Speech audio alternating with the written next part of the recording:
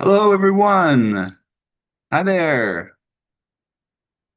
Happy 2024. It's great to see you in this new year. Hey there.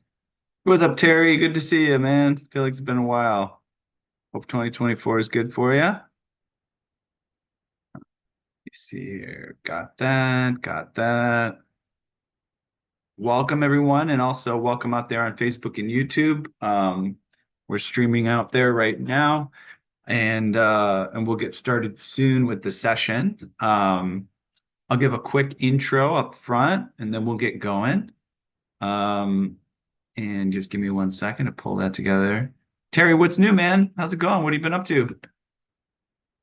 Oh, you're muted. You're muted, Terry. Wait, you're muted, Terry. Can you hear me? There you go. Unmute Terry. Can you unmute yourself? I see you're Hi, talking. there we There you go. go. Yeah, There you go. Hey, what's up? it's been a busy year, and the grandsons and granddaughters are keeping me busy. So traveling between the East Coast, West Coast, and piano work and tuning, and yeah, life is good. Okay, nice. You have family out on the West Coast as well. Yeah. Nice. What town? Well, they're up in Palmdale, which is about 45 miles north of LA. My son works at the Disney studio out there. Oh, So okay. we got to meet Mickey this time, Ooh, and all of his friends. nice. Uh, but his two children are out there, and then I've got a son down in Raleigh, and we were down there for the holidays. So I'm just getting back into the saddle here, as they say, Okay. and anxious to get your programming for this year. Yeah. Well, we got this oral tuning masterclass coming up on Thursday with Glenn, which I think you'd probably be I interested know, in. Glenn. Yeah, Yeah, yeah, yeah, you probably seen him around New York. But yes. yeah, we're getting a lot of interest in that. That's on Thursday at 6 p.m. Eastern time. We'll put a link in the chat Okay, about that. I was going to mention that in a minute. okay, But yeah, and also putting together a an online convention in June. So yeah, I'd love to have you be a part of that. Should be cool. All right. great. We should get to the content, but I just want to say hi. I'll take you off the spotlight there. Thanks for saying hi. Um, all right, everyone. Well, we'll do our official intro here. I want to say welcome to Piano Tech Radio Hour.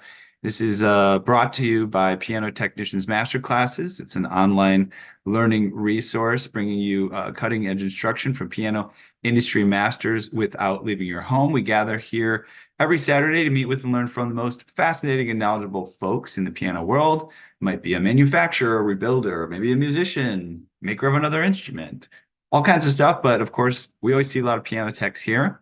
Our mutual goal is to become better at our craft to help each other and to create an ever more musical world together. You can find out more at pianotechniciansmasterclass.com. You can subscribe to Piano Tech Radio. This program is just 16 bucks a month. You get direct access to sessions like this. You can jump on the Zoom call. No barriers to that. Email gives you a link, and there's over 185 episodes as well in the member area, archival content that you can review. And you can join Piano Tech Radio Hour with the link bit.ly/join PTRH. It's bit.ly/join PTRH. And of course, that masterclass that I mentioned with Glenn is coming up. We'll put a link in the chat for you to join about that. I just was in Newark with Glenn on Thursday, and we were recording some content. It went really well. He's got some really cool techniques and methods to share. And as someone that's worked with some of the finest technicians on the planet through Steinway, it's great to hear his perspective on how to drop that ETD and do oral tuning exclusively. It's very intimidating, I know, to anybody, myself included.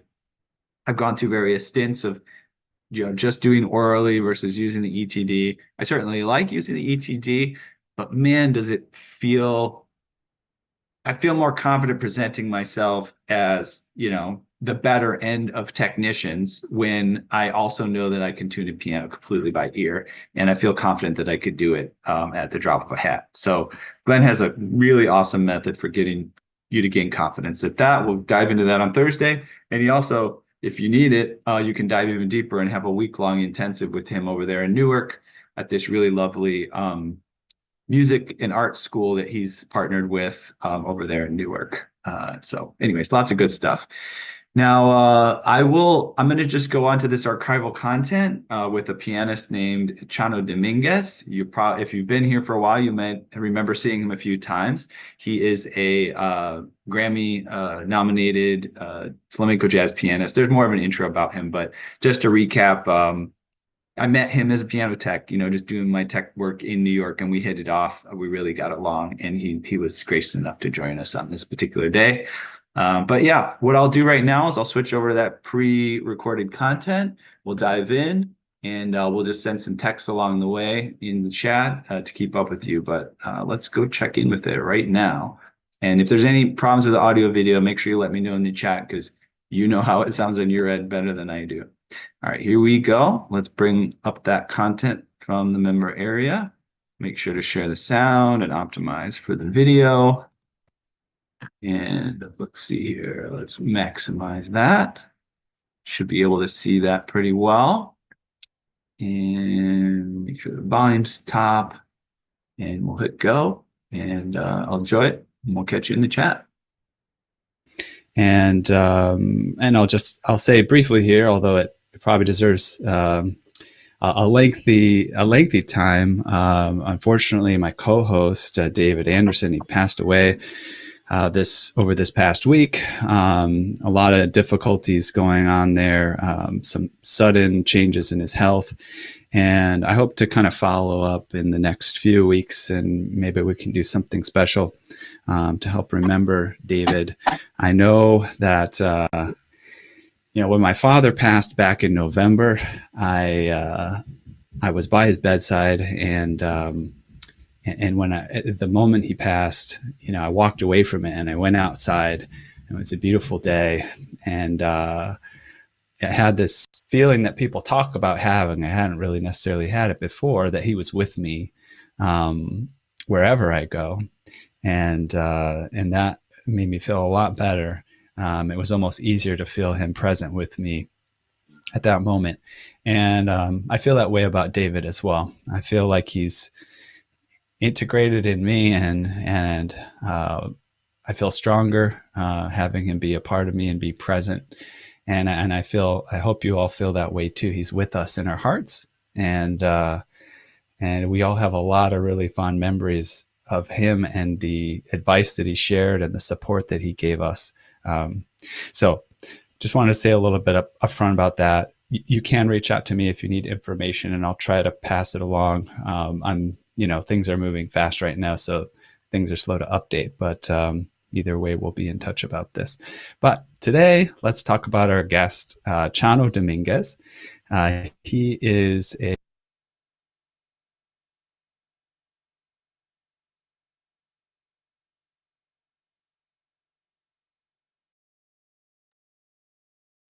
Okay, let me try and fix this. I guess I was sharing the wrong screen. Thanks for the input. That does help. All right, let me get back here. Okay, you're in the right spot. All right, let's try this again. Two. I think I didn't share the right screen with you guys. Here we go.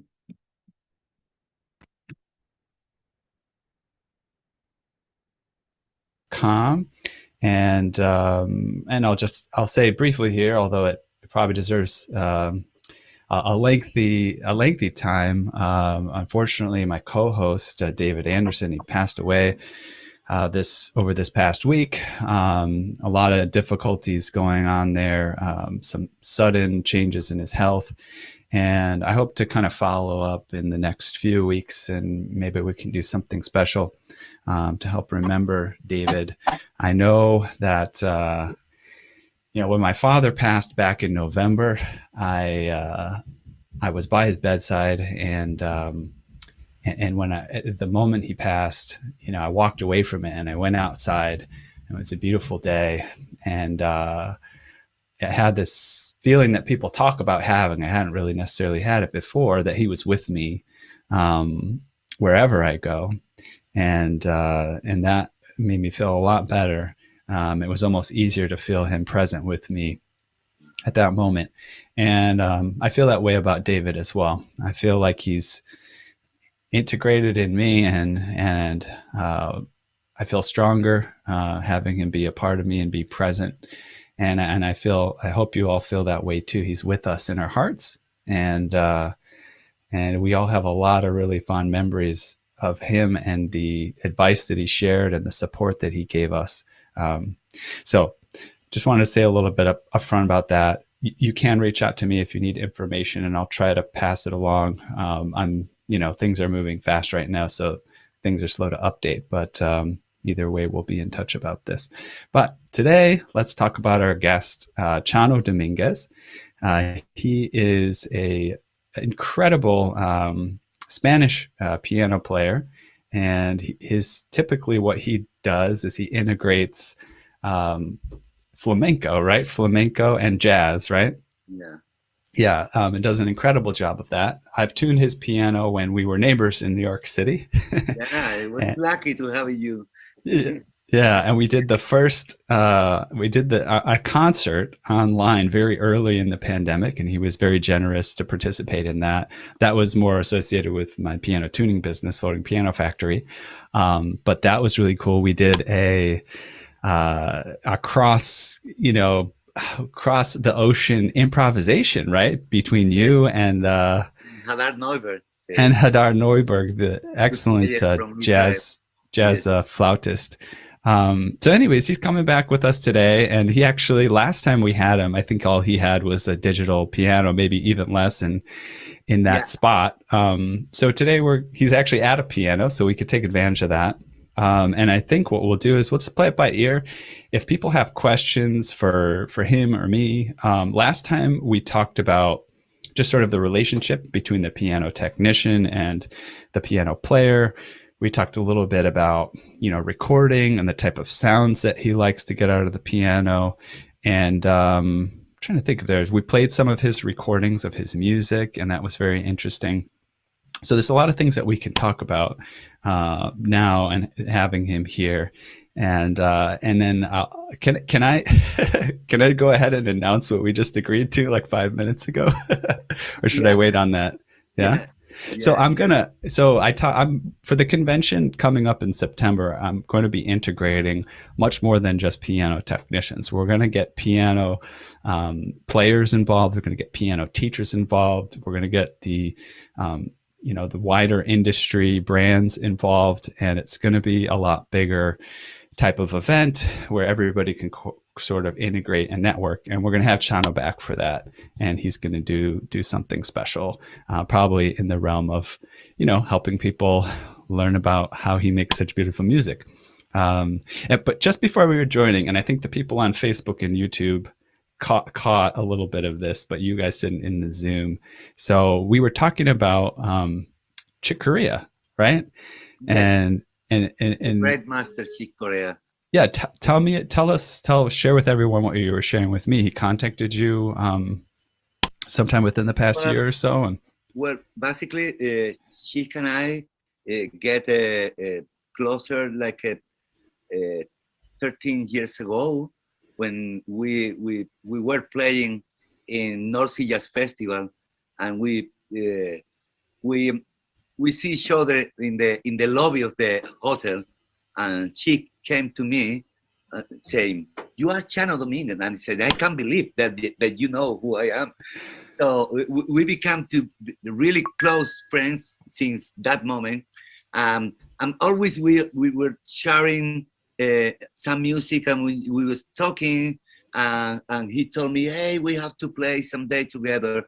And finally, the last September, Chick called me and said, "Yes, Chano, I want to invite you to my academy online to have a piano conversation."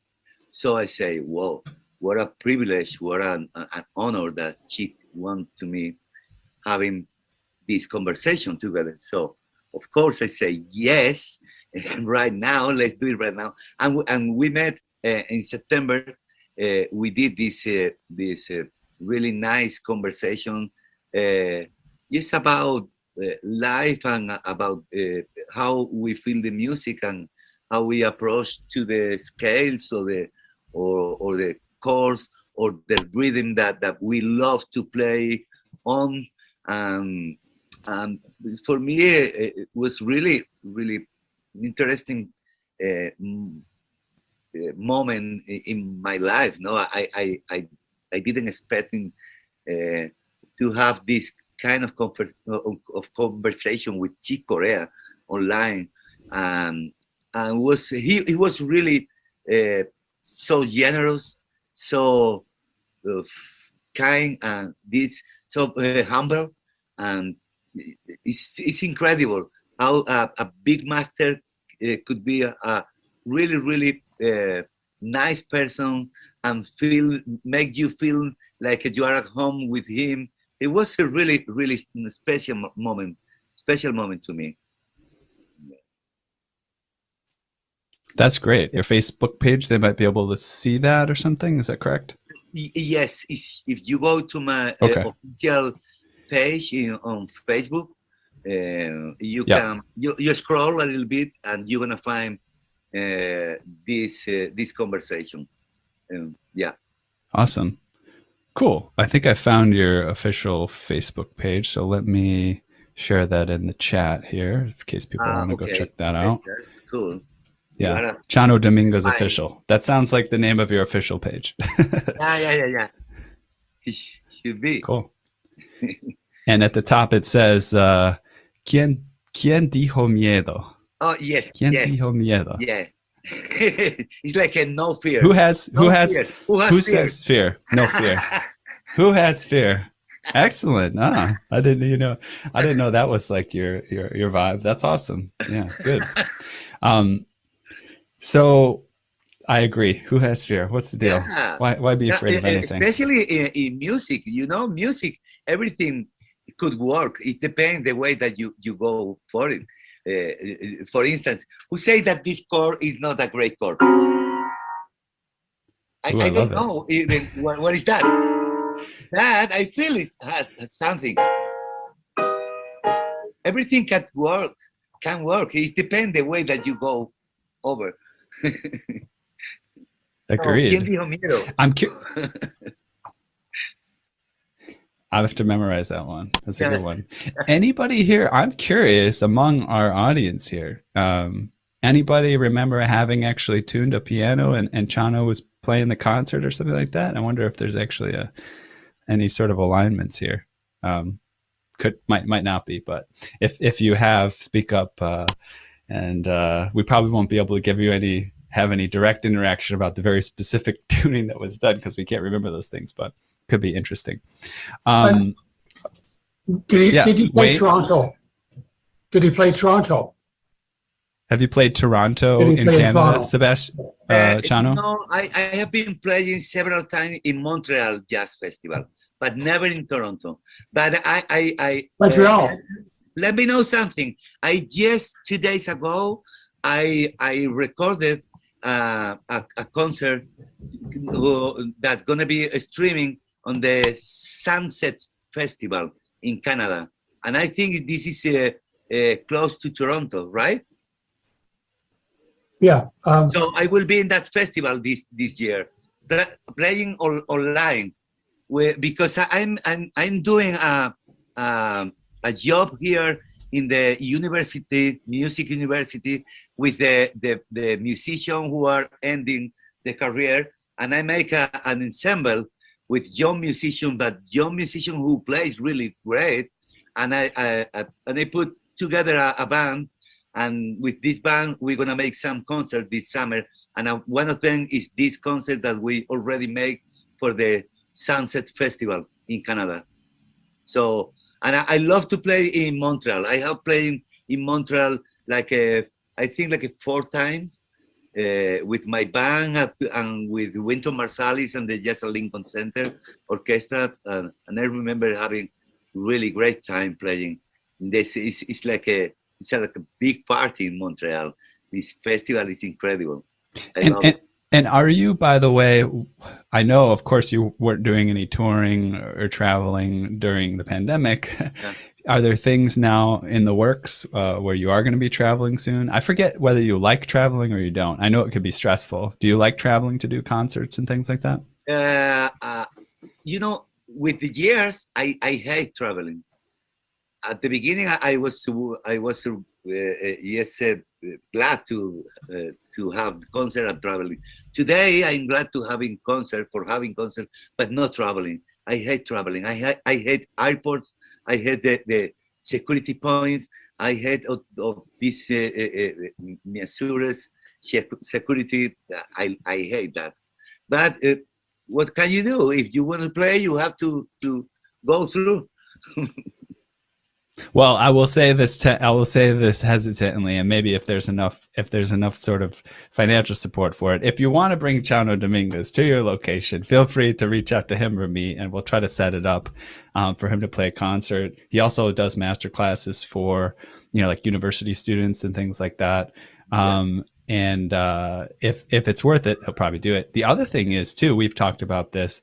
If anybody wants to set up like a virtual masterclass for your university or something like that, again, probably have to be some funding for it, but just enough to make it worth it for Chano. Feel free to reach out to me, and we'll try to set something up. It could be cool. That's a lot easier than going through the airports and security. And the audio for something like that would be better than what we will have today. Today, we're just kind of using Zoom and things like that. But of course, I know how to set it up correctly as necessary. So tell us about your piano there, Sebastian. I mean, I keep saying Sebastian because that's your name on your Zoom. I'm going to change it. I'm going to change your name because that's confusing me. Sebastian, anybody call me Sebastian. Just my teacher when I was in high school. I changed your name so that it doesn't mess with my head. Yeah, what kind of piano do you have? Well, I have an European piano. It's a Grotrian Steinway, and I'm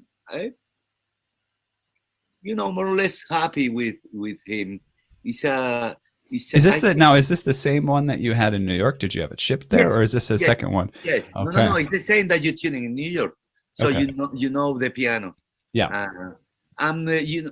Here I have a very good piano technician. He's coming from Steinway, and he's the guy, say like his name. And this guy is really amazing guy who tried the piano with really super good. And cool. I think the piano is in good shape. I love the harmonic wood.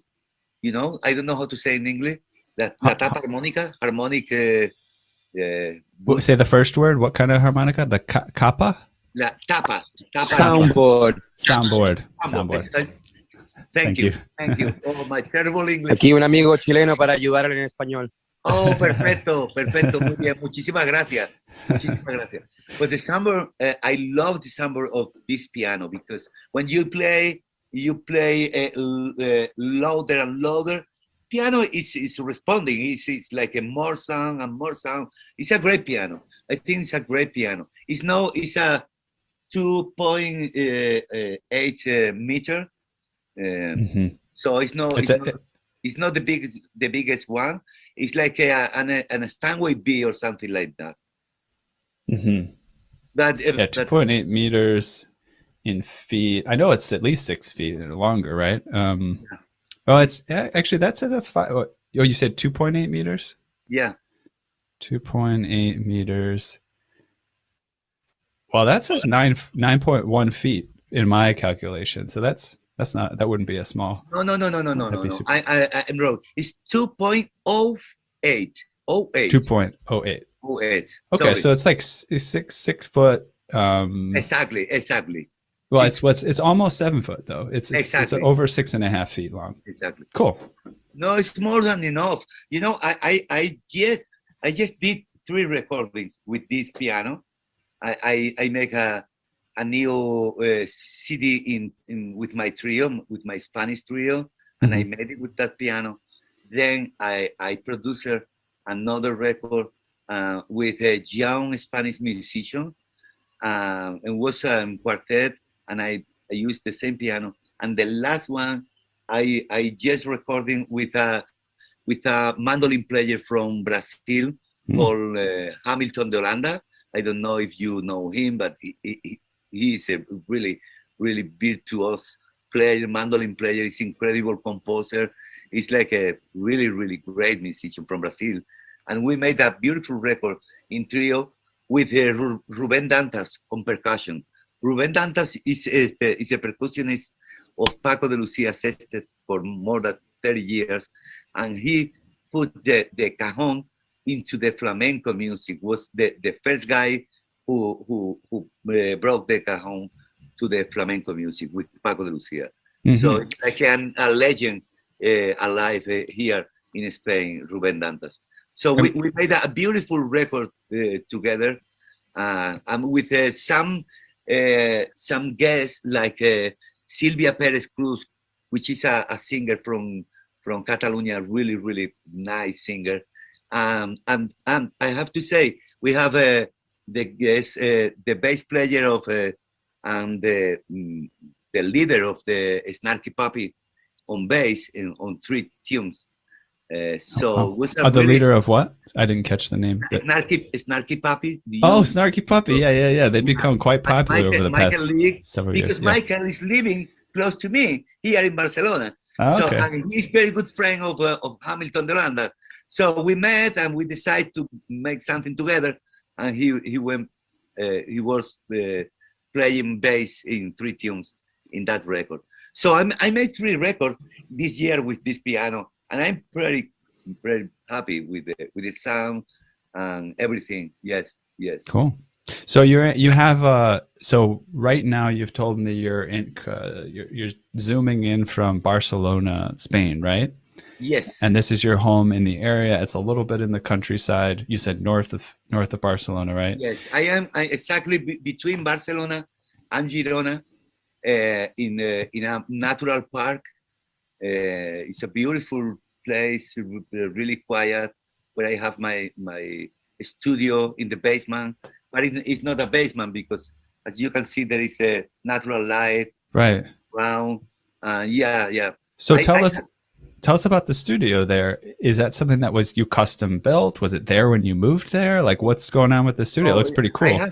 I have to tell you the history of the house, because I bought this house 20 years ago. And then after living here for 7 years, I decided to build the studio recording. And I made it. I made a beautiful studio recording, and I have all the things. And then I decided to move it to the United States. And then I selling all the device, all the gear. I sell everything, and I move it to the States. But the house stay here, and all the facilities stay here. So when I decide to come back to my house, now I am enjoying again my house with my studio recording and my new piano, my new gears. I'm making records. I'm teaching in Barcelona in the university. I am having my life again in Spain because of the pandemic. Right. I was very happy in New York, living in New York. Yeah. It was, fun. I miss the energy of New York. I miss the energy, the musical energy that I felt in New York. This is the point that I miss New York. Agreed. But I am happy here in my house because I reconnect with a lot of people in Spain and in Europe. So I'm doing well. I don't claim. So with that studio, I was just curious. Well, by the way, let me just say this to the folks that are participating and watching. If you have something interesting you want to cover, like we could ask Chano things about music. If you have a question about jazz or chords or improvisation, things like that, we could move the discussion toward again, communication with piano technicians, his experience with piano technicians and things like that. So go ahead and feel free and add comments or questions if you want to direct the conversation in a different way. I was just curious, and maybe you don't even remember, you said it was like, a while ago when you got that recording studio built. What was that like? I mean, did you have an expert in building recording studios?